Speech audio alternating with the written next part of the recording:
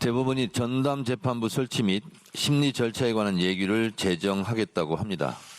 진작에 하시지 그랬어요. 저희대 사법부와 지기현 재판부는 12.3 내란 외환 사건의 심리를 의도적으로 침대 축구하듯이 질질 끌었습니다. 그때 저희대 대법원장이 경고하거나 조치했어야죠. 이제 와서 뭐 하는 짓입니까? 대법원의 고육지책으로 이해됩니다. 더불어민주당이 내놓은 내란 전담재판부 수정안은 분치를 했지만 명백한 위헌이라는 본질에는 전혀 변함이 없습니다.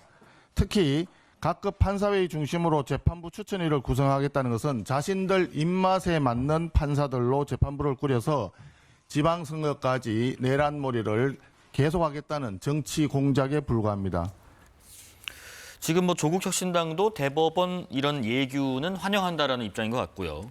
그런데 이제 민주당은 아직 처리한다거나 이러지는 않습니다. 다음 주 처리 방침을 재확인한 상황인데 지금 대법원에서 제시한 이 예규와 더불어민주당이 이 설치하겠다는 법안이 어떤 내용 면에서 차이가 있는 건지. 그렇죠. 예. 일부의 차이가 있고요. 사실은 내란 전담 재판부를 신설하는 것은 동일하긴 한데 네. 그 재판부를 구성하는 방식에서의 차이가 있는 것이죠. 예. 실제로 대법원에서의 예규는 랜덤으로 배치를 하고 그것이 판사로 결정이 되면 거기 쓸 그 재판부를 내란 전담으로 지정을 해서 지속 가능하게 하는 시스템인 것이고, 민주당에서는 실제로 추천위원을 외부에서 받아서 또는 전국 대법관위원회나 여러 그런 거버넌스 내에서 추천을 받아서 사실 재판관을 선임하는 과정을 한다.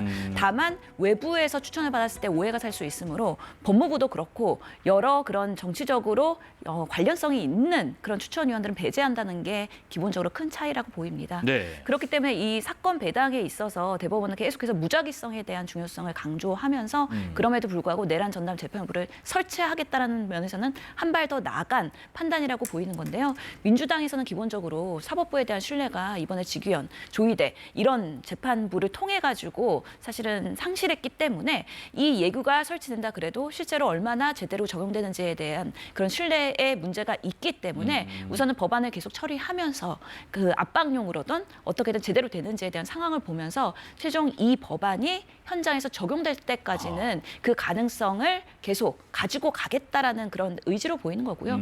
결국에는 처음에 내란 전담 재판부 설치한다 그럴 때 처음에 재판부도 이거 위헌 위법하다. 오히려 그러다가 재판이 중지된다. 여러 여론들이 있었지 않습니까? 네. 그럼에도 불구하고 내란 전담 재판부를 인정한 것은 민주당이 강하게 법안 처리에 대한 의지를 보였기 때문에 여기까지 왔다. 그러면서 적어도 2심부터라면 국민들에게 정말 신뢰하고 재판의 정당성을 획득하는 방식으로의 그런 재판부가 형성됐으면 좋겠다라는 그런 방향과 취지에는 동일한 상황이다. 저는 생각해보면 예전에 대법원 토론회에서 문영배 그래도 대법원장께서 이런 부분에 있어서 사법개혁의 대상이 되고 있는 사법부에 대해서 대우각성하고 내부에서 우선 자정의 노력을 해라. 결단을 하라고 했던 그 쓴소리가 나름 이런 사법부를 움직이게 한 것 아닌가라는 한편으로 생각을 해봅니다. 문영배 헌법재판소장 대행의 말씀까지 들어봤고요.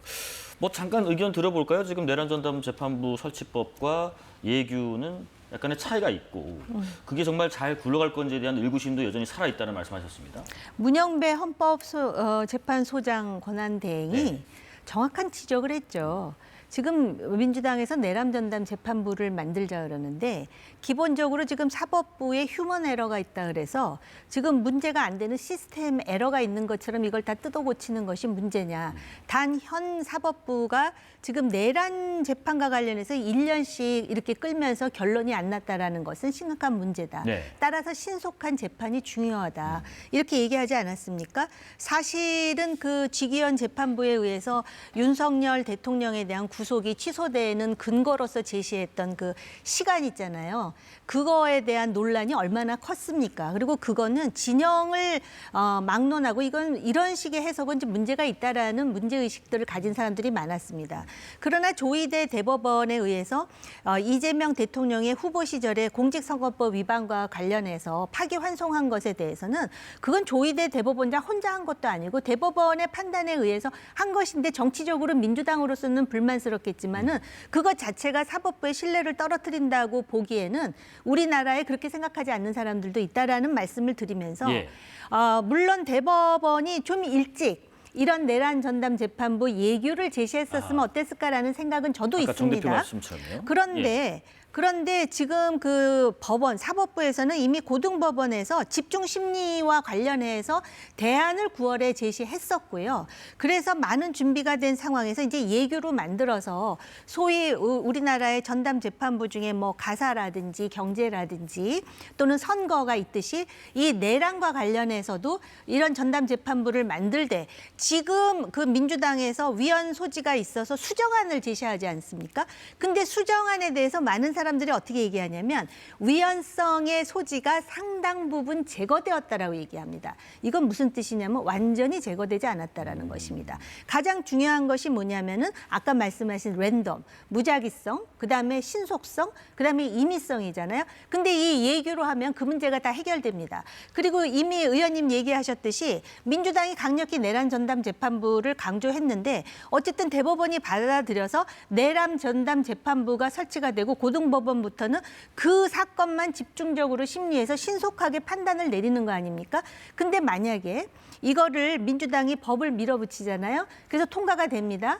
그러면 예규보단 법이 우선이잖아요. 그럼 법대로 하지 않습니까? 그럼 반드시 윤석열 전 대통령 쪽에서 이거 위헌 심판합니다. 예. 그러면 재판이 더 늘어지겠죠.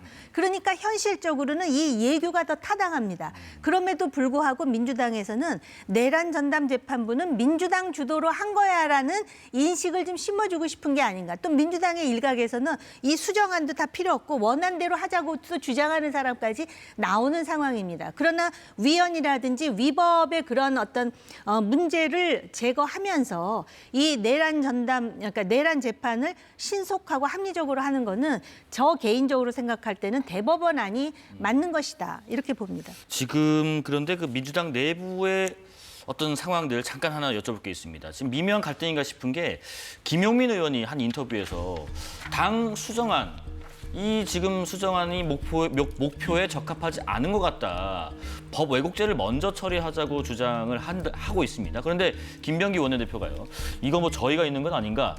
무슨 문제 얘기하려면 의원총회장에서 하지 왜 방송에서 그러느냐라는 입장인 건데 지금 김병기 원내대표가 어떻게 보면은 김용민 의원을 공개 비판한 이유가 있을까 싶습니다. 그러니까 좀 불편할 수 있죠. 왜냐하면 김용민 의원님 법사위 간사이지 않습니까? 그동안의 법사위가 사실은 원내랑 직접적으로 미리 소통하고 협의된 바탕으로 일을 하기보다는 조금 더 한 발짝 먼저 가면서 여러 가지의 그런 이슈들이 있었기 때문에 있었죠. 네. 원내대표 입장에서는 이 법사위와 소통을 계속하면서 같이 리더십을 발휘하는 거에 대한 숙제가 남아있는 건데 이번에도 또 김용민 의원이 이렇게 언론에 대고서는 불만에 대해서 일부 얘기한 것처럼 보이는 것 자체가 원내대표로서는 당연히 불편할 수 있는 것이고요. 아하, 예. 근데 우리 지지자 입장에서는 법사위에서 통과됐던 그 내란 전담 재판부의 원안이 사실은 더 신뢰가 간다라고 목소리가 크게 나오는 이유는 지금 이렇게 예규로 한 것이나 어떤 것이나 했을 때 결국에는 랜덤 배치하면은 지기현 같은 사람 또 랜덤으로 배치되는 거 아니야?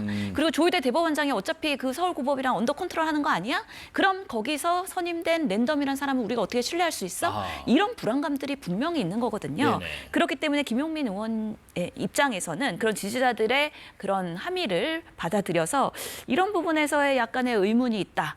그러면서 조금 더 강력한 메시지를 내는 것인데요. 그러니까 김병기 원내대표 입장에서는 아니 의원총회에서 얘기하고 합의하면 그렇죠. 될 것 같고 예. 왜 언론에 얘기하느냐? 자기 정치하는 거 아니냐? 이렇게 한번 또 이렇게 디스가 나간 것 같습니다. 국민의힘 상황도 짚어보겠습니다. 지금 당무감사위원회가 김종혁 전 최고위원에게 당원권 정지 2년 중징계를 권고한 것과 관련해서 내용이 좀 커지는 양상입니다. 한동훈 전 대표는 그러더라고요. 자신을 찍어내고 싶으면 그렇게 하면 된다. 우스운 당으로 만들지 말라.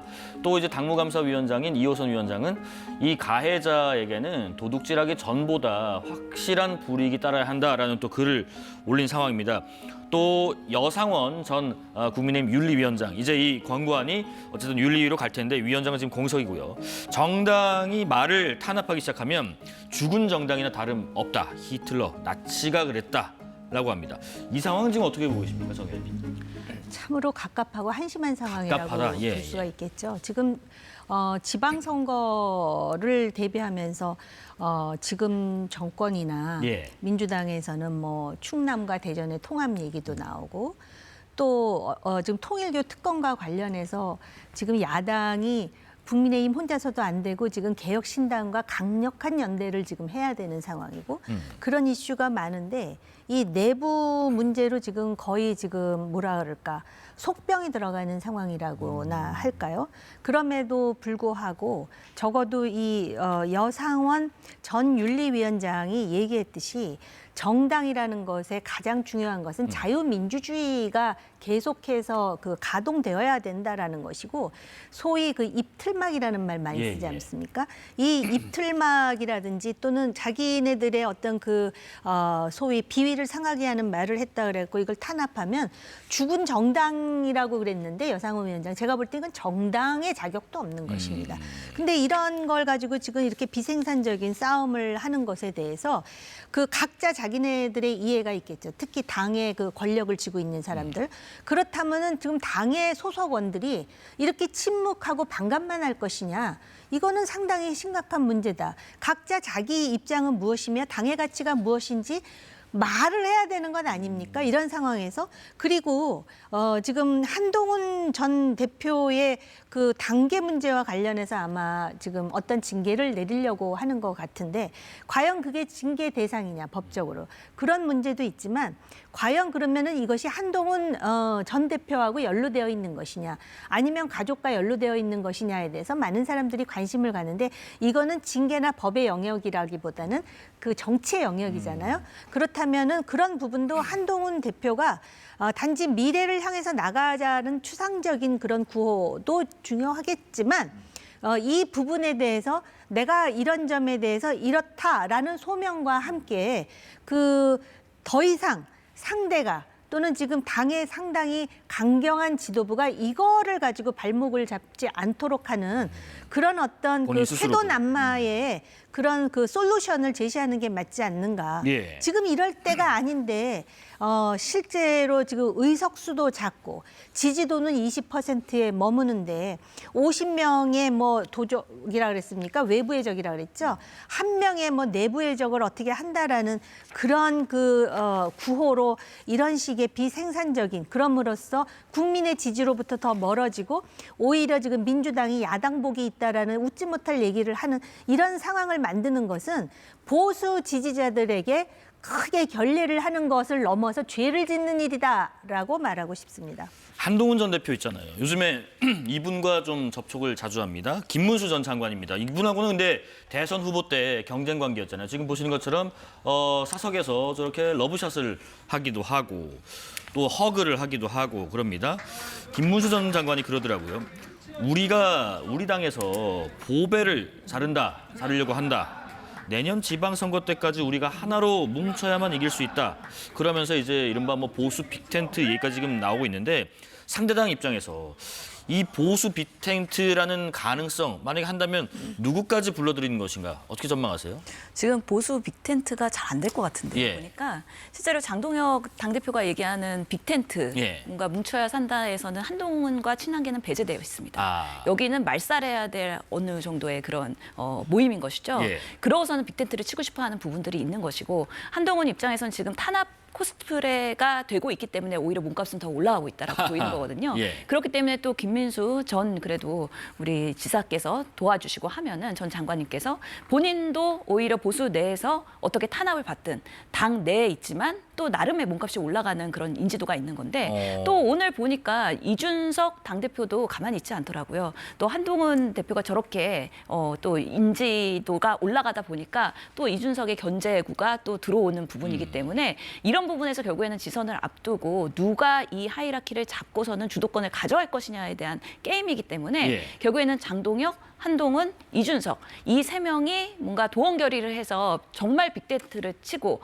윤석열 대통령과 결별을 하고 이렇게 되면서 지선을 치를 가능성은 저는 거의 없다라는 그래서 정치가 생물이긴 하지만 예. 뭐 직전에 아무리 그런 뭔가 트랜스폼을 하거나 변경되거나 여러 가지 옷을 갈아입는다 하더라도 국민들은 그 과정에서의 판단을 하고 이들이 정치를 하는 데 있어서 보수의 집결 그리고 대한민국의 수권 정당으로 나아가기 위한 준비가 되어 있는가에 대한 진정성을 판단을 할 것이거든요. 예. 예. 근데 지금의 모습에서는 그런 것들이 오히려 더 반대로 가고 있는 부분이고 여전히 비상계엄과 탄핵 이후에 제대로 혁신하고 있지 못하는 국민의 힘이기 때문에 이런 여러 가지 정치인들의 플레이들을 보면서 혀를 끌끌 찰 수밖에 없는, 그렇기 때문에 더 나락으로 갈 수밖에 없는 그런 상황이지 않냐라는 면에서 좀 안타까움이 있습니다. 보수 빅텐트 잘 안 될 것 같다라는 전망을 하셨습니다.